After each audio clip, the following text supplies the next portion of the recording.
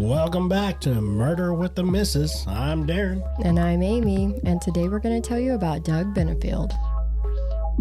Don't forget to smash that like button and go and check us out on YouTube, Spotify, Apple Podcasts, Podbean, and Facebook. Like, share, subscribe, and don't forget to tell your friends. Welcome back, everybody. Look who we found. We got Haley. Now you get to see her Haley. face. It's just her copy and pasted. Yeah. So just real quick, we want to take a moment to thank our sponsors, our subscribers, and everybody who contributed Yes. to our podcast. Yes. Without you, it's not possible. 100%. 100%. All right. And all the comments are great. Yes, we try to answer as many comments as we can just to keep a connection with everybody. If we miss some, we'll get to them. Just give us some time. Yeah. But We anyway, appreciate them. on with the show. All right. We've introduced Miss Haley. Speaking of the comments, I like the ones that say "Bring back Haley." Of course you do. That's because it's your Nana. My biggest fan. Heyo. So what are we doing today? Doug Benefield.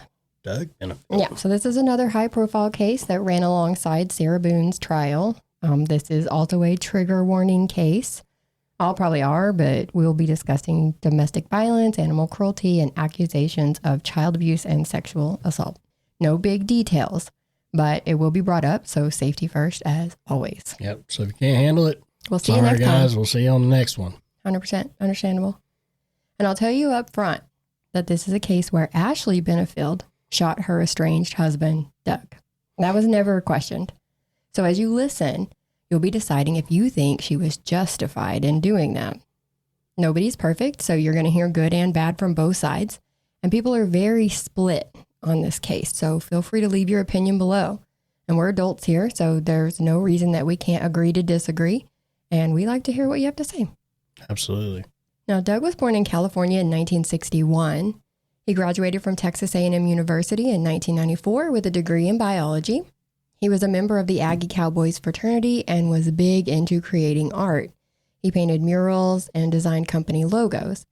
He went to be a flight officer in the Navy for 3 years and then into naval intelligence until he retired in 1999 as lieutenant commander. During that time, he did marry his first wife, but that only lasted for 6 months. Once he retired, he founded, owned, and operated a restaurant in Charleston, South Carolina, while he was also doing security and communication technology work for the government. Man, you want to talk about a busy man. Right. He was doing everything, all the stuff. Yeah. He did find time for love, though. In 1999, he married Renee, who would be referred to as the love of his life. She had 2 sons from a previous marriage, so Doug moved in with them and all was well. In 2001, they had a daughter together named Eva. It would be when Eva was 14, while Doug was traveling for work, that Eva came home from school and couldn't get into the house. She went around the house looking in and saw her mom. A neighbor had to get into the house for her, and they found out that Renee had passed away from an undiagnosed heart condition. So that just came out of nowhere. Yes. That's tough, especially for a small child. 14. That's a really, really tough age. Yeah. It was very sudden, too, to lose somebody so suddenly. Oof. Now, Eva has done a 6 or 7 part series on, I believe it was TikTok, about all of this case, and she refers to this specific incident as the start of a lot of trauma. So that's understandable. Doug was a Christian, so he relied on his faith to help him be a single father. He was up at 5:30 in the morning studying scripture, and he would send Eva Bible verses every morning to start her day. He was active, working on his fitness. He told Eva that he would not remarry, but we all know that can change. His obituary says that he was widely recognized as a quantum physics expert and futuristic technologies creator. So smart. I'm like, I ate cereal this morning. Oh my gosh. Like, wow. He was also active in politics. And it was August 25th of 2016, so almost 9 months after Renee's passing, that Doug was in Palm Beach at Ben Carson's house. And this was after his campaign. And Doug met Ashley Byers. Now, Ashley was born in Texas in 1991. Wait, wasn't he born like in 61? Yeah. Yes. So there's a 30-year age gap. All right, go and get it.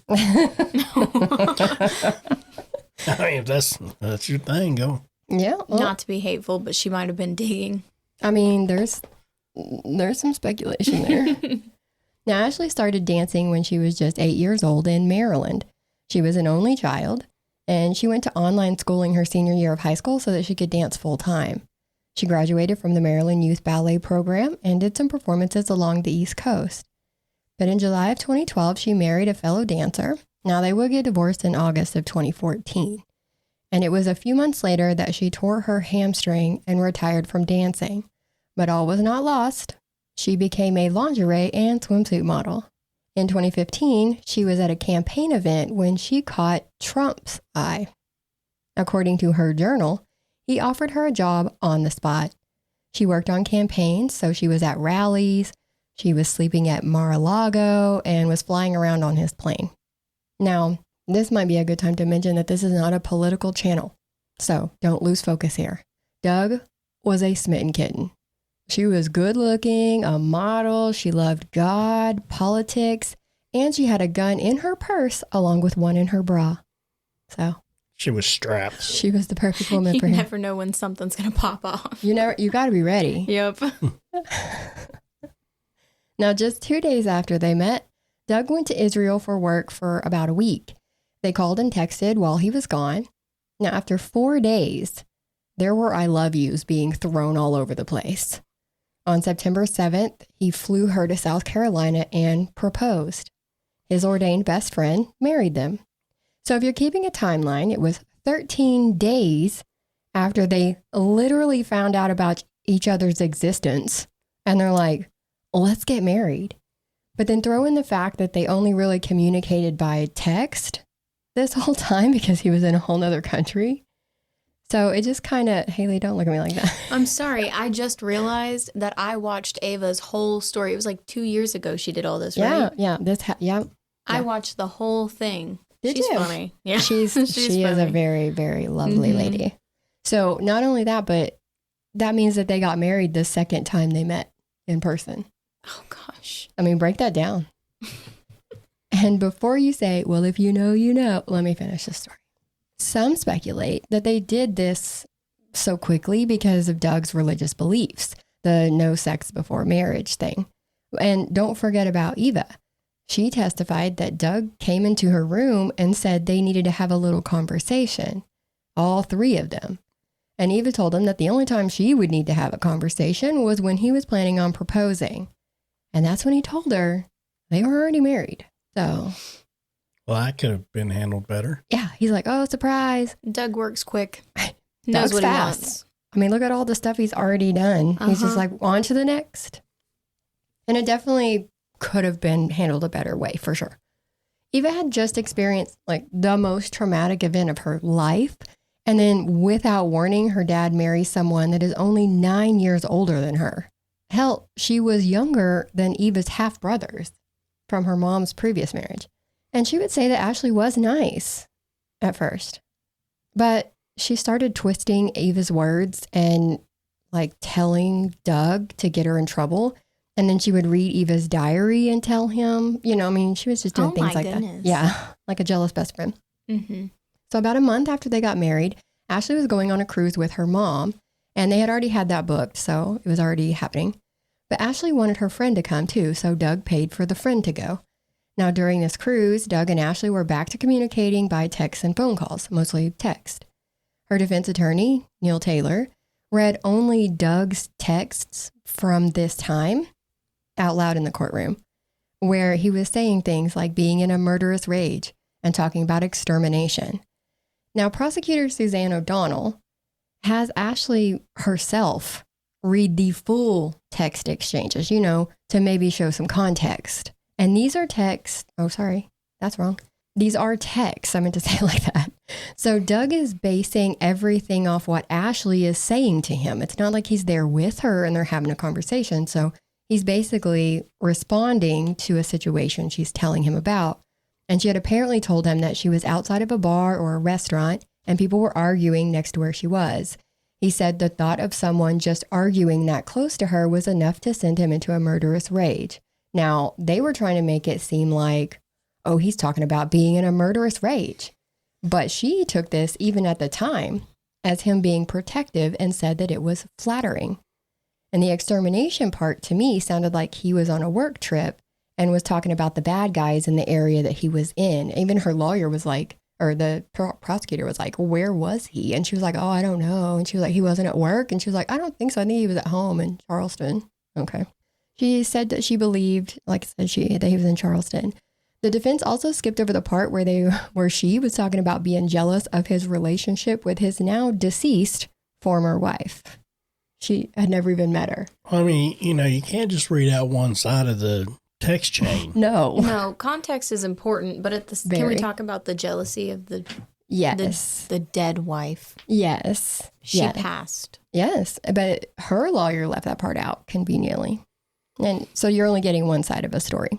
But Ashley said that this was around the time that things started to go south. After the cruise, Doug started criticizing her hair, criticizing her makeup, what she wore, everything about her. He would fly into fits of rage, but also wanted to make her dreams come true. She wanted to start up a ballet in Charleston, one that was all-inclusive. So all body types, all heights, all nationalities. And it sounds great. Doug starts pulling in funds. He's got his own money. He's got money from donors that he brought in through his business contacts. And Ashley says that her mom even contributed. But Ashley did admit that she did not fund any of this. None of her money went into her dream. But in 2017, the American National Ballet was founded. They had up to 40 dancers from all over the world that got work visas to come over and live the dream. They signed contracts and were promised things. They're not just going to come up here for nothing. At the end of June 2017, Ashley was upset. She had given Eva a shadow box for Christmas, and she had painted a seashell and put it inside. Now, Eva took the seashell out and put a rose from her mom's funeral inside the shadow box.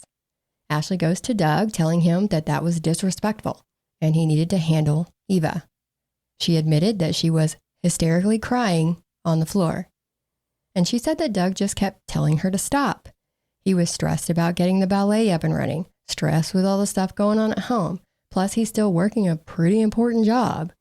And she wouldn't stop. Her version of events was that they were arguing and the dog Sully got in between them. So Doug punched him so hard that it knocked him out. Well, that's not okay. Yeah. Oh my gosh, not the dog. Yeah, the dog. She also said that Doug came at her like he was going to hit her, so she ran for the door. He grabbed a gun and held it to his head, threatening to hurt himself and make her watch him do it. And then he fired a round off into the ceiling. So, And Doug had a different story. Oh, Doug had a different story. Yes. Now, there's been several court cases between the two, and in a deposition, Doug is asked about this incident. He says he was sitting at the table, trying to get Ashley to shut up. She wouldn't. So he picked up the gun off the table and fired it into the ceiling to get her to stop. So his version of events, he did not hold the gun to her head. He did not, Or to his head. Or to his head, yeah. None of that happened. So this is one of those things where you have to take away from it what you can, because they're going to be conflicting stories. And the incident with Sully, let me bring that up too. He said Sully was under the table at some point during all of this, and he tried to climb on Doug's lap because he's a protective dog. He's like family. And Doug was wearing shorts, so he was being scratched. So he's arguing with her. She's hysterically crying. He's shooting guns in the air. We only shot once. But on top of all that, this is going on. And he said he didn't realize it was a hit. He meant to push Sully off, but in his frustration, it probably came out stronger than he wanted it to. But they asked him, did you hit the dog? And he said, yes, I hit my dog. So there's no mention in the court docs that the dog lost consciousness. And there were even text messages between him and Ashley where he admitted hitting a dog, but there's no mention of the dog being knocked out there either. So does that excuse it? Absolutely not. Not 100% not. But does it make some people believe that this points to her over embellishing her events of how things happen? Probably. And she also gets a text, like in a text exchange back and forth. She says, you threw a 13-year-old cat. Because she said that he threw it against the wall and put a hole in the wall. And he doesn't deny throwing the cat. He admits that he has faults and he's been working on himself to control, his frustrations and things. Now, he doesn't mention the wall. She doesn't mention the wall. So I don't know if that was also an over embellishment or if it was just left out. He does admit to punching a hole in the wall in the house. She says he threw a loaded gun at her. It missed her, but it also put a hole in the wall. So. Do they have guns just laying around all over the house? Or? That's what I'm saying. From what I can tell, yeah. Yeah, and it keeps coming up. He's got one for every occasion. For all occasions. You never know. She's got the bra gun in case they go out, you know? You never know. He's got the why I oughta gun just in case. So there's an Elmer Fudd gun around there somewhere. You wascally clever.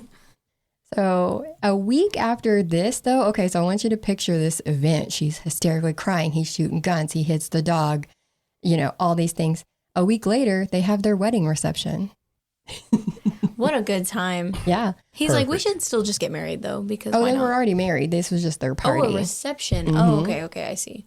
And she wore her wedding dress. She did wear a wedding dress. But they just had a good time with friends.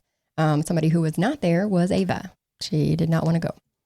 The next month, so now Can't blame her. No. Was she there when all of this shooting was going on? That's what I wanted. Okay. No, they asked her on the stand if she knew what happened, and she said no, but she knew it was there, and the hole in the ceiling, and she knew about the holes in the walls, and had been told, you know, but she was not there. So now we're in July, and Ashley finds out that she's pregnant. Good times. She says that this was a surprise, and wanting a baby was the last thing on her mind due to Doug's anger issues that are coming out. And the prosecutor was like, are you sure about that? Because Ashley then admitted that she helped pay for Doug to get his vasectomy reversed in April. And they were having unprotected sex. So not much of a surprise at all. At least she was taking all the precautions. Yeah, I mean, she was trying. And Tracking. Some say that too. She would say that the pregnancy was rough. She was nauseous a lot more than she thought was normal for a pregnancy because this is her first, so she doesn't know what to expect. She says that her and Doug agreed that since he worked so much, it would be easier for Ashley to move to Florida to stay with her mom. Now, at the end of August, Doug's the one who took her down there. A month later, in September, Ashley and her mom came back to Charleston, loaded up the rest of her stuff, and left him a letter of why she was leaving him. The violence, the anger, the broken dishwasher, she puts it all in there. She says they entered into a mutually agreed upon injunction that would do like a no contact order, kind of. So neither one were allowed to contact each other. She did not blink twice at that ballet company. And Doug was trying to do it all. They changed leadership because he couldn't handle the ballet company. He's not a ballerina either, so he don't even know what all's needed.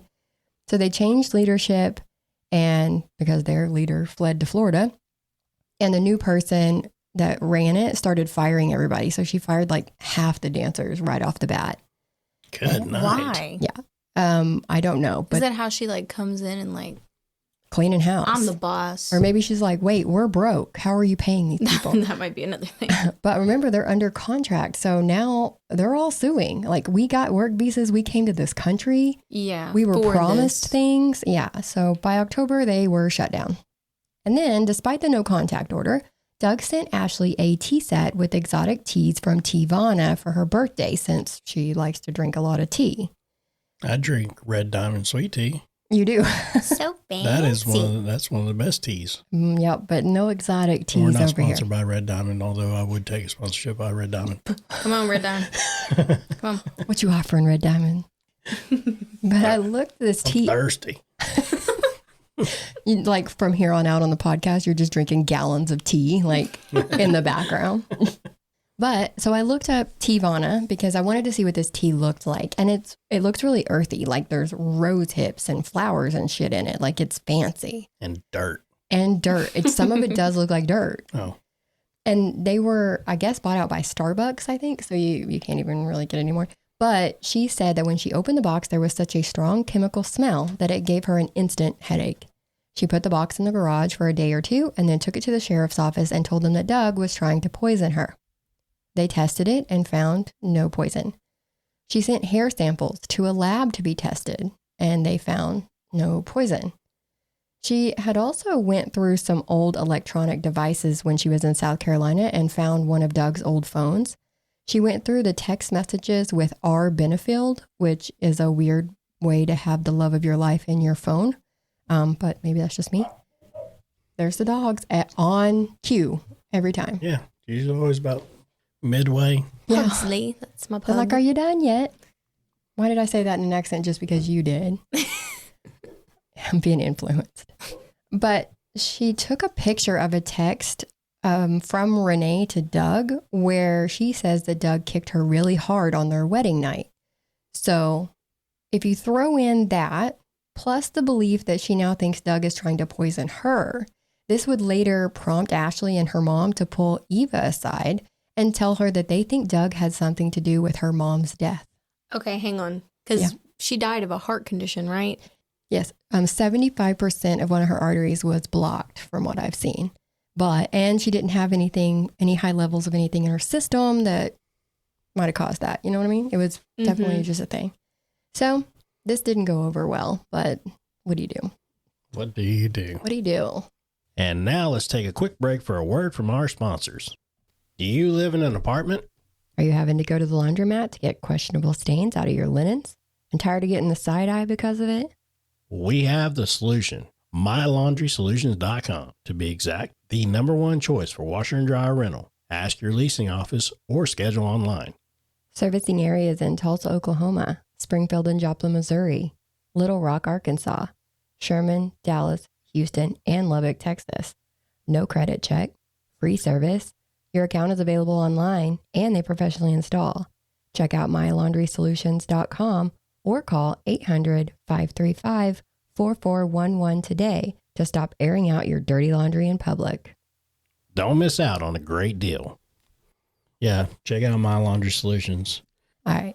Now, Doug knew that Ashley's due date was April 8th. So in March, he hired a lawyer to draft a letter to Ashley saying he wanted to be there for the birth of the baby. But if she didn't want him there, he respected her space.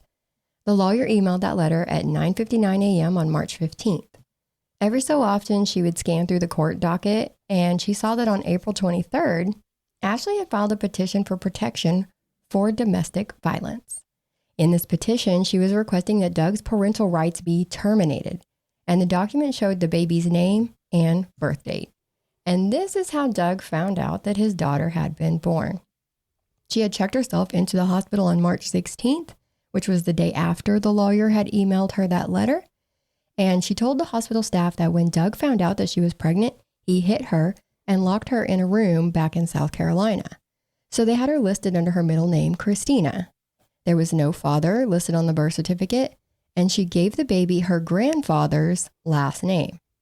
Also, this wasn't allowed to be brought up in court, but after the baby was born, Ashley and the baby spent 26 consecutive days for a total of 40 hours in a hyperbaric chamber to detox their bodies of all those heavy metals that she believed Doug had been poisoning them with. Wow. Hang on. They let her put her baby in a hyperbaric chamber? They did. Oh my gosh. Yeah, it happened. Yeah. I'm baffled. Sorry. I've got a picture of it. Oh I'm my just saying, you gosh. can find pictures online. So, with the injunction in South Carolina reaching its 6-month expiration, she had to file a new one in Florida. The judge looked at the domestic violence allegations and the poisoning allegations and saw that neither could be proven after they were investigated. She said there was no scintilla of proof to back any of it up. She also mentioned that Ashley was able to turn on the tears when she wanted to. Now, at her criminal trial, we would find out that the doctor did confirm that she had been diagnosed with histrionic personality disorder, which kind of fits. This someone who seeks attention, talks dramatically, has rapid changing emotions, and they exaggerate everything. But the judge gave Doug visitation because there was nothing to prove any of what she was saying. A couple of days later, Doug and his lawyer met Ashley at the sheriff's office for drop-off. Ashley got out of the car asking, "Are you dating her?" Talking about his lawyer. Why should she care? Honestly. But she strapped the car seat into Doug's truck and all three of them left for visitation. So Ashley went with them? Yeah. All right. Why should Doug get to see the baby by himself? This started a time of peace for some reason. Doug had got, why do I keep wanting to say Ava? Doug had got Eva an apartment in South Carolina, and he was renting an apartment in Florida to be closer to the baby and Ashley. Now, within a week of the first visit, Doug and Ashley signed a document to extend his allowed time with the baby. His lawyer pointed out that they were in publications like Vanity Fair because they were going to events, just Doug and Ashley. And they were trying to make it work, apparently. She says that he told her that he was moving in with her and her mom. He didn't ask. He told her. And they even set a date for him to move in. So prosecution's like, well, why are you allowing this? If you don't want him there, why are you going along with it? But she said that she was just doing it to appease. That's her big thing. But Ashley ghosted him on moving day. So the date that they set for him to move in, she stopped answering her phone. She wouldn't let him in the house. She just completely ghosted him. So it never happened. And we're back to things being rocky again. In August of 2019, allegedly Ashley showed up to drop off their daughter and was wearing an engagement ring. Now she denies this at trial, saying that she wears a lot of rings. And this one was not an engagement ring. But she did admit on the stand that she had been dating a man named Dennis. But this prompted Doug to actually file for a divorce now and hire a private investigator because she's still married to him. And that means that this would be an affair. And then Ashley started filing a number of complaints on her own. And some speculate that the timing of this means those were more in retaliation. Yeah, the timing's suspicious. It's very suspicious. She says she came home one night and Doug was standing in her driveway but ran off. A neighbor said a man was in her backyard trying to look across at Ashley's windows. Now, I had a problem with this one because in my mind, this would be the next door neighbor, right? If he's standing in her yard trying to see in Ashley's windows, she'd have to live next door. This lady lived across the street. So she said Doug was standing in her backyard across the street trying to look over into Ashley's windows. What did he have, binoculars? No, but it didn't make sense. She did say it was too dark to see who it was, and he was wearing a baseball hat, but he did say that he lived in the area. So Ashley pulled out her phone and played something of Doug talking, like a text, like a video she had, or maybe a voicemail. And the woman said, that's the voice. That's the guy. Really? Yeah, that's him. 100%. Did she put up cameras to try to have some kind of, hard evidence against him? Like actual evidence? Something? No, I haven't seen anything saying she ever had cameras installed, which would be the first thing I would do. If I'm getting stalked by my ex, yeah. Cameras are priority. Also, what happened to the protective order? Oh, they're still under no contact. And she went to all these events with him and everything? Oh, yeah, they're doing all the things. Okay. But there was a text from Doug showing that he had put Eva's tracker on Ashley's car in the past. So she did take the car to a dealership, but they couldn't find one. Now she does file a report. She files a report every time something happens to document it. So she is doing that, which is very important for you to do if you're in this situation. She also went to her daughter's pediatrician and showed her a video of the toddler's behavior. Now, as a mandatory reporter, the doctor contacted CPS and told Ashley she needed to do that as well. Ashley denied being the one who actually told the doctor that she suspected abuse when she was on Doug's visitation. She says, oh no, I just literally showed her a video and she was like, oh, that's abuse. So I have to report it. What? Yes. But this is suspected physical and sexual abuse. So now we've gone into this realm. They did go through mediation and they both had to have psychological evaluations done, and those are all still pending at this time.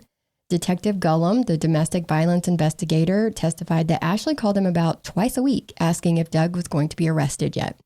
He ended up deciding to transfer the case to the state attorney's office, which that caused her to be upset. Around the first week of May in 2018, she called him asking him to arrest Doug in the courtroom in front of the judge at an upcoming hearing. He said, no, not going to do that. She started dramatically and hysterically crying, saying, if the judge sees you arrest him, that will help me keep my baby. He said no again. And she changed to an aggressive tone, saying you will fucking arrest him in front of the judge and I'll make sure you do it. He said no again. Oh my gosh. Yes. And he said she went back to the wailing and crying, saying, I can't believe you're willing to allow Doug to kill me and the baby. She let out a high-pitched screech, telling him, I'll do whatever it takes to keep my baby, you asshole. Her defense accused them of being on Doug's side because they liked him, like a good old boys network situation. Yeah. Yeah, but I mean, every judge, cop, investigator, in South Carolina and Florida. Yeah, because these are 2 states we're going through. Yeah, everybody. Okay. They're all against her. Yeah, the entire system was letting her It's like down. we better like him or else. They did try to reconcile a couple of times. So I know you asked about the no contact, but he has visitation now, so they have to have contact. So it's a little different. Yeah, I just thought of that. I guess so. Yeah, that makes sense. Yeah. Now Ashley will deny trying to reconcile with him, saying that she just went along with him to keep the peace. But then her and her mom inherited a house in Maryland, and all of them decided to move to Maryland, including Doug. Doug was going to keep living separate from them. He had lined up an apartment and a job there. They were going to share a U-Haul to get down there. Their next court date was set for September 30th of 2020. And there was a big misunderstanding as to if the psych evaluations were to be turned over to the court that day. Doug's lawyer said 100% they were. Ashley's lawyer said 100% they were not. The emails that they read in court between the lawyers and the judge's assistant were very clear that the doctor who did the evals had to be in court. Why would he have to be there if he had nothing to do with it? Exactly. He wouldn't. He wouldn't. Exactly. Mm-hmm. But the reason this was so important is because they're using this date as a reason why what happened. That she didn't want to go to that court date. That she had prior diagnoses and she was concerned about losing the baby. But them saying the judge had or the doctor had to be there is kind of a red flag that they're going to release those documents and he needs to explain them. I might be wrong, but texts between Doug and Ashley the week leading up to the murder show him tell her that they had a mediation meeting to get dismissals on all the cases except for the injunction and a final therapy session on Friday the 25th to finish up their adventures in Florida, as he put it. She loved that text and said that she would follow up on all of the above. So it looked like they were dropping everything and they were getting ready to move out of state. He sends her a Bible verse every morning. They exchange good mornings and good nights every day. There's lots of LOLs and heart emojis. They talk about what they're having for dinner. There's even a video they played in court the week before the murder where they're playing heads up at dinner. Like he's got the phone up to his head. So you see her and her mom playing heads up with him in like Panera or something. There were no arguments. There were no disagreements. But there were also no I love yous. I did notice heads up. It's a game, so you could do it on your phone and it'll give that person, like this one was Real Housewives, and then you can't see what it is, but the other people have to give you hints so you guess it. Yeah, so like it's a Real Housewives and you'd be like, well, it's a group of people, they all live in the, like it'd be like, we follow people as a documentary style and it'd be like a whole thing. Yeah. Okay. We'll play it sometime. It looks fun. You're going to hate it. He said, I'm good. Well, we're never playing Heads Up, guys. I'm sorry. Not sponsored by Heads Up. Sounds like there's going to be a whole bunch of lying going on. Oh, yes. See, he's the one who'd be dirty. That's why your brain goes there. Mm-hmm. No, I don't want to play with you. Mm-hmm. This brings us to the day of the murder. So we're at September 27th of 2020. At 1 p.m., she asked him to stop at Lowe's on his way over to pick up more boxes and tape. While she said the date to move was not actually set yet, pretty much the whole house was packed up at this point. Very little was left in this house. He texted her at 3:54 that he was out front. And then he texted her that he's about to head back at 5:10. So he was there a couple of times that day. That means he came, dropped off the boxes and tape, and then left again and came back. The last text he sent to her was at 5:32 p.m. saying, trucker on the way. So when he gets there, Ashley says her mom and their daughter were leaving for the splash pad at the park. So mom took the kid and left as soon as he got there. As soon as he got there. Sounds about right. Sounds about right. They already had some heavier stuff in the open garage for him to load up into the U-Haul. She said she wanted her stuff to be loaded last so it could be unloaded first. But she put something in the truck and noticed that the boxes had been mixed up. Like her stuff is now mixed where his stuff is. She said the plan, or I guess I should say her plan, was to unload her and her mom's stuff first. And then Doug could take his stuff to his apartment and unload it himself, I guess. But he got upset. I'm sure she was making a big deal out of her stuff being in the wrong place. But that's me speculating based on past behavior. But she said she tried to de-escalate. She said she was tired and wanted to call it a day. He said he was her husband and he could stay the night if he wanted to. And she needed to start acting like a wife. She says that she tried changing the subject again, but he kept getting more and more mad. As they pass each other, he body checks her twice, almost knocking her over. So he's just ramming his shoulder into her. And then they pass each other in the hallway. She said he looked her straight in the eye as he rammed a box into her side. They argued in their daughter's room over this, I guess. And mom's not back yet. And mom, nope, they're still by themselves. She said she ran for the front door, but he grabbed her hand and pulled her back while he spun to where he was now blocking the door. She told him to leave, and he hit her on the left side of the head. So she motioned to the left side of her face like this, like he hit her. She it's didn't, like not so much here Tommy boy, or here, but like right here. in here. Yes. Yes. She did say that she didn't know if it was an open hand or a closed fist. So I don't know about that. She ran to her bedroom. Now, in the bedroom, there's a mattress and a broom leaned up against the wall, and there's a storage box on top of a laundry hamper. Inside was her gun. Okay, of course there was. There are guns everywhere. Of course. Why wouldn't there be one in there? We have nowhere to sleep. Gosh. I'm surprised she didn't get her bra gun out. It's like go to the bedroom. Oh, broom leaned up against the door. No, not fast enough. No. Oh, let's go to the box where the gun is. So I have to open the box and then get the gun, make sure it's loaded, and get out there. Protect myself. That's another thing is I'm a little worried for why all these guns, like none of them have the safety on. We're about to get into more. Oh, God. Yeah. So she grabs the gun and she hears the door behind her fling open and hit the doorstop. So she did have time to shut the door when she ran in. She said Doug was in the doorway, red-faced, eyes black, and veins bulging in his neck. He said, "You're fucking done." She held the gun in front of her and said, "Stop." He turned and got low. So he turned sideways and got low in a fighting stance like a ninja, she said, waving his arms and hands around. Now, she asked him, or the prosecutor would ask her to reenact it. Yes. And she was literally like this. I don't know, like this. Like this thing? Yeah. Yeah. It looked ridiculous. Oh, no, but I know. You know, like jujitsu. Domo. Yes. So. Domo. Stop. Oh my God. You mentioned jujitsu. Ava is actually a black belt in Taekwondo. Oh, so okay. they did do things like that. So, okay. So he's waving his hands and arms around. He's turned sideways in his fighting stance and crouched low, but then he lunges at her and she started pulling the trigger.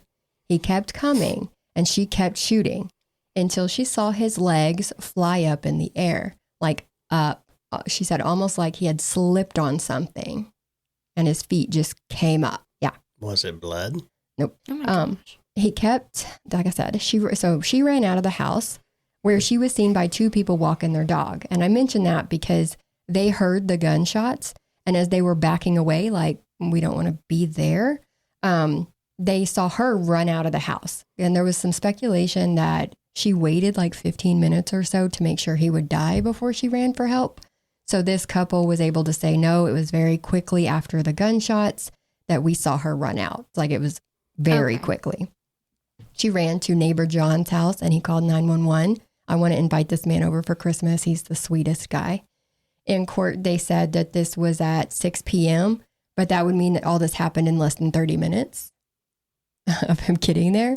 Everywhere else, it's reported as the 911 call was made at 7 p.m., which would give you like an hour and a half. John remembers her being hysterical, but not crying. But he said after hearing the 911 call now, she had to have been crying because of the noises he can hear her making in the background. and she had told him that Doug attacked her and she shot him, but she would not get on the phone to the 911 dispatcher herself at all. Well, that's interesting. One of the many things that can be taken in more than one way. Yes, because even he's like, "What's your phone number, honey?" She will not answer. All you can hear is her gasping every once in a while for like some air. What? In the background, yeah. So sweet neighbor John says there's no visible marks on her. There's no blood. There's no rips or tears on her clothes. And the cops would later say basically the same thing. She was wearing a sports bra, shorts, and sneakers. Like that's literally all she had on. Someone did give her a t-shirt because she had one on in the police videos when she's at the station. And it might have been that first lawyer of hers that showed up before she even got there. They did take pictures at the police station that night, and then they took more 3 days later to see if any bruises pop up, but there were none either time. She did have a couple of scratches on her right side and one on her right rib cage up by her bra line. She had the gun with her, so she took it to the neighbor's house with her, so they were able to get that right away. EMS got there and took Doug to the hospital, and he did pass away at the hospital. So he was, they don't really know how long he was actually alive in there, but nobody helped him until it was too late. Doug so the first shot went through his right leg and it went all the way through. The second shot grazed his right arm and entered the right side of his chest, just to the right of his right nipple. It entered and hit the 5th rib, then the right lung, the 10th vertebral body of the spine, then the left lung, the 10th rib, and it finally stopped in the tissue of his back. Oh my gosh. Yes. She was arrested on November 4th. Bond was set at $100,000. She bonded out after 2 weeks and was out on bond the whole time. All the cases between her and Doug were dismissed, of course.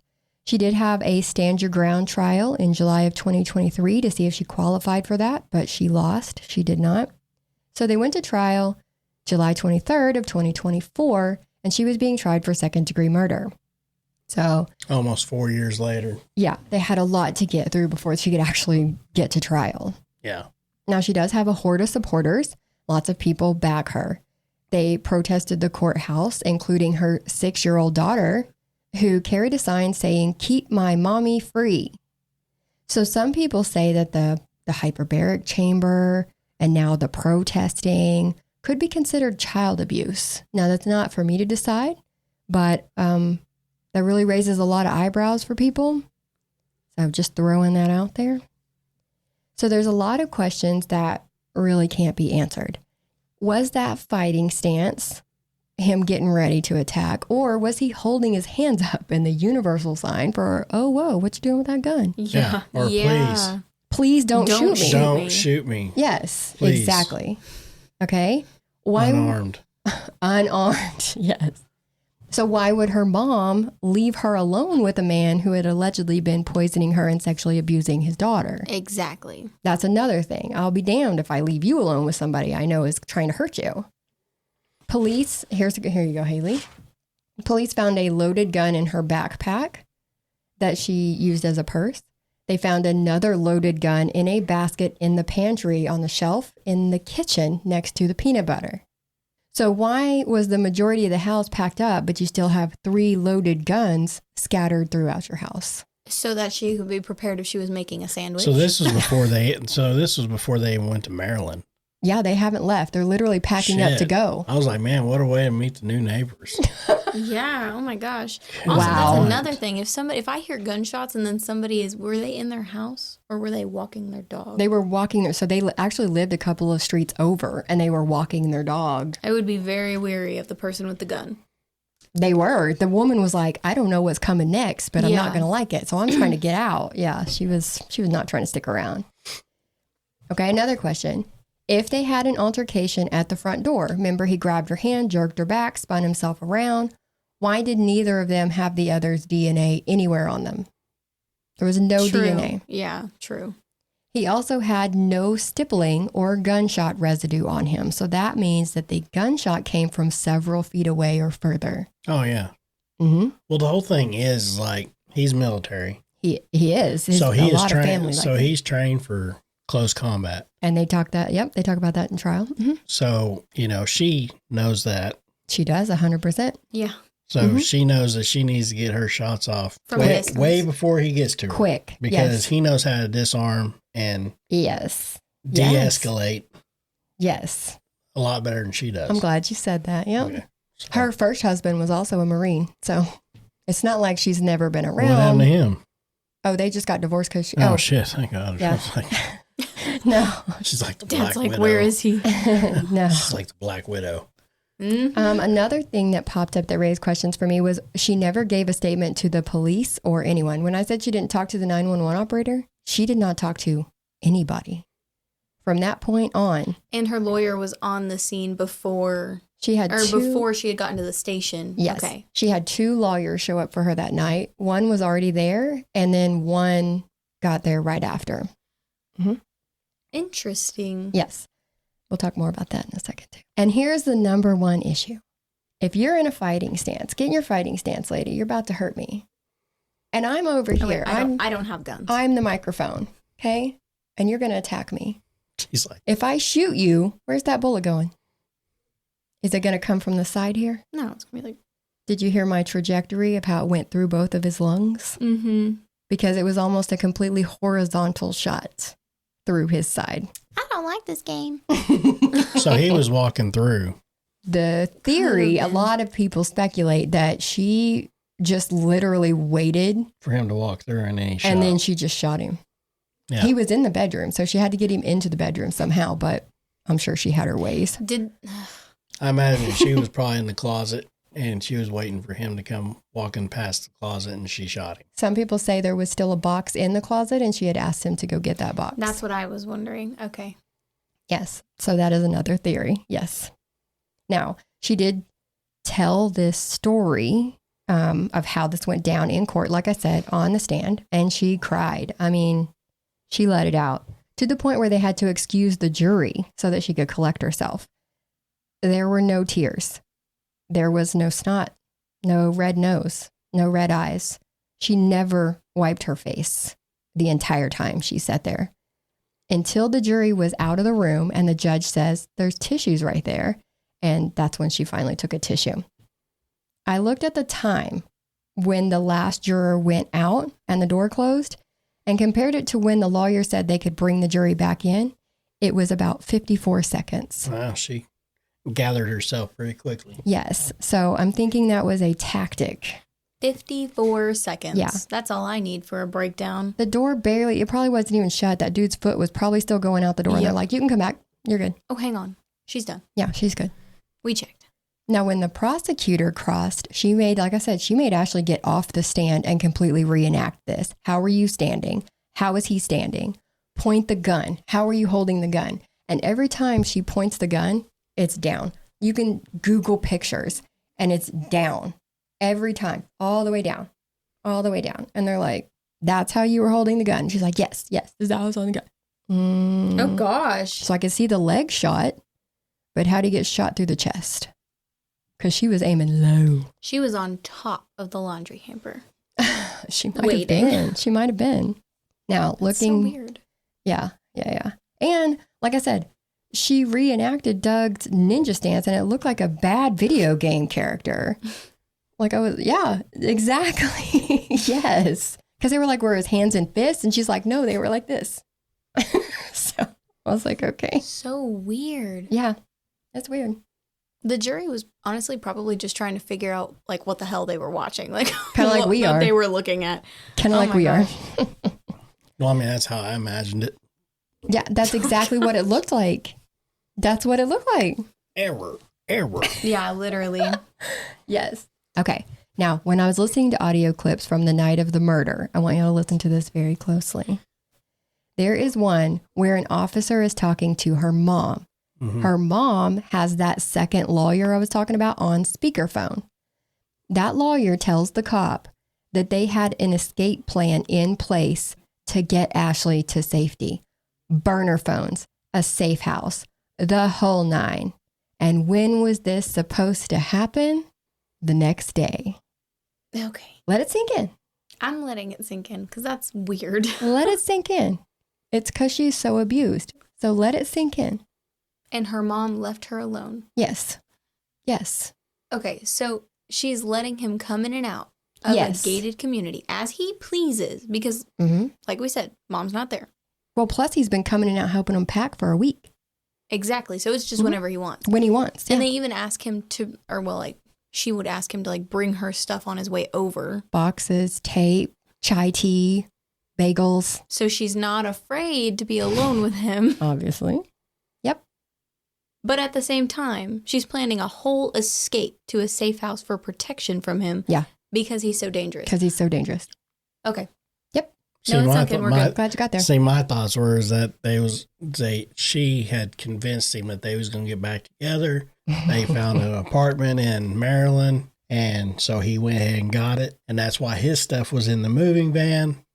Yeah. That's why it didn't matter if their stuff was mixed up because it's all going to the same place. Exactly. Oh, gosh. Well, his thoughts were probably was that they was going to take her mom to the inherited house, and then they was going to move into the apartment. Right. That's a good theory. That's a damn good theory. What the hell are you talking about? That's a damn good theory. Good job. Yeah. I think the mom has a lot to do with this too.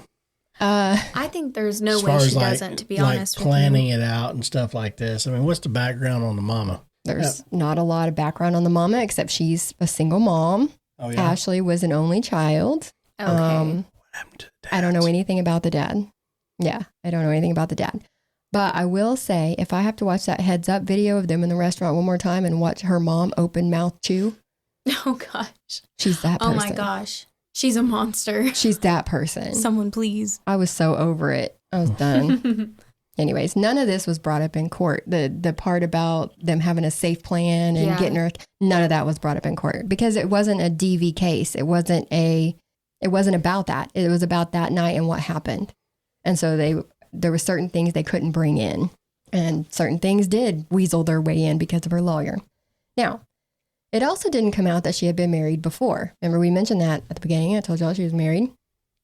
The marriage ended because she had an affair. And he said that she was impulsive and self-inflated, constantly searching for self-importance and needed someone to validate her. But he also mentions that she had slapped him before. Ashley did admit on the stand that Doug had never hit, kicked, choked her, or used a weapon against her. He wasn't really a physically violent person. He was an emotionally violent person. He was, what do you call that? Coercive. Like he would manipulate situations. So the way she describes the violence was through that. Oh, through his throwing things, through his stuff like his manipulations, like I said. But she seems like we have a little history here where she has been physically violent against a significant other, but they weren't allowed to talk about that in court. Interesting. All right, we're at the end, guys. I promise. She had a 6-person jury, and that was made up of 5 women and 1 man. So they really, really picked that one good. They ended up finding her guilty of manslaughter. So they gave her, instead of second-degree murder, they went for a lesser charge of manslaughter. Some say that this is not right because she was legit fearing for her life and that the shooting was justified. Some say that this is not right because she obviously set him up, had guns planted all over the house, made sure they were alone. So they say, no, this is premeditation and it should have been first-degree murder. Do you have life insurance? Good question. He stopped paying it 3 months before he was shot. Oh, gosh. Yeah, Ava said that. I bet she didn't even know that. Oh, she probably didn't, yeah. She probably didn't because they didn't live together. And that's another theory.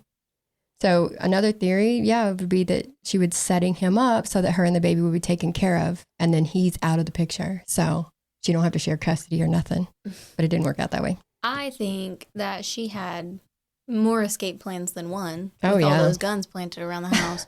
To be honest with you, it wasn't just a safe house. It was 3 guns scattered across. Okay, one by the peanut butter. That's the one that bugs me. It's literally on the shelf in the pantry. Just in a basket. You like weird. your baskets. So I'm hungry. I'm going to grab something before we go. I love my baskets, but they're not gun holders. Hers was. Maybe you're just not doing it right. Maybe I'm not. Maybe I don't organize correctly. Yeah, what's wrong with you? You're the problem. When they found her guilty, she was put in handcuffs right away. Because remember, all this time she's been living her life and she's been going home every day after court. She's been hanging out with her daughter. And now she's going to jail.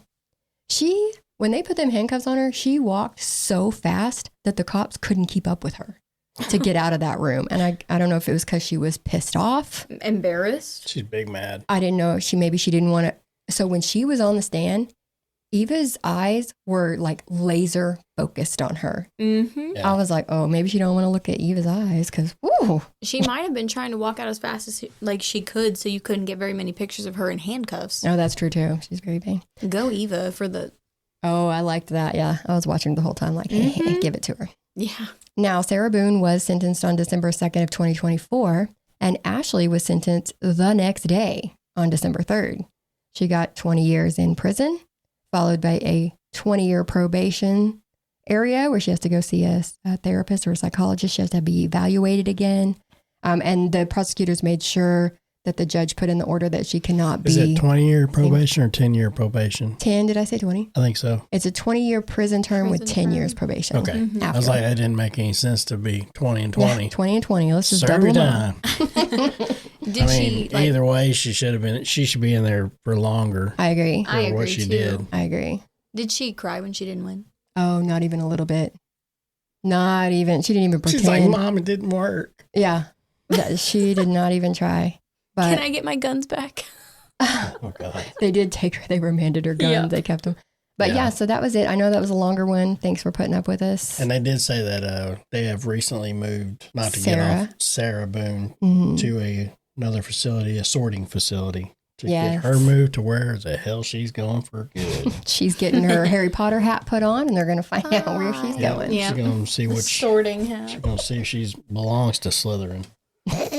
Azkaban for you. Yeah, Nice, lady. man. Anyways, we appreciate you guys. Yeah. and if- Haley, thanks for saying. yeah. Anytime. And if you guys do want to be a contributor to help us out with stuff like this, and Listen, Cash App is still doing their cash tag Yeah. thing. So if you do go to Cash App, it's danda.truecrime@gmail.com. nope, not that one. Spell it out, A-N-D. Okay, D-A-N-D-A. Right here. There it is. You got it on the screen? I got it on the screen. Yes. Okay, Okay, so you'll good. probably have to use that. So I you had a gotta tough use time the- finding it myself. You'll use the Gmail to find us Yes. and everything. So, Oh, okay. We'll get them figured out. But yeah, if you guys want to contribute, it'd be really appreciated. 100%. I've But- said that a million times. And if you guys want to be a sponsor on our show, Hey, hit us up. hit us up. You can also email us at that email Yeah, address. You can email us there, and we will be happy to talk to you guys and It works see two what ways. we can do. Yeah. But other than that, is there anything else? I think we're good. I hope y'all had a happy new year. This is our first recording of the new year, so Put we 'em look up. forward to the whole year. Dang it. You might Wait. see them, you might not. What? Her These guns. guns. Her finger guns. Oh. All right. Well, make sure you guys go and check us out on all the platforms. I got them posted up here on the Facebook. You guys can't see them. Go check us out. Bye.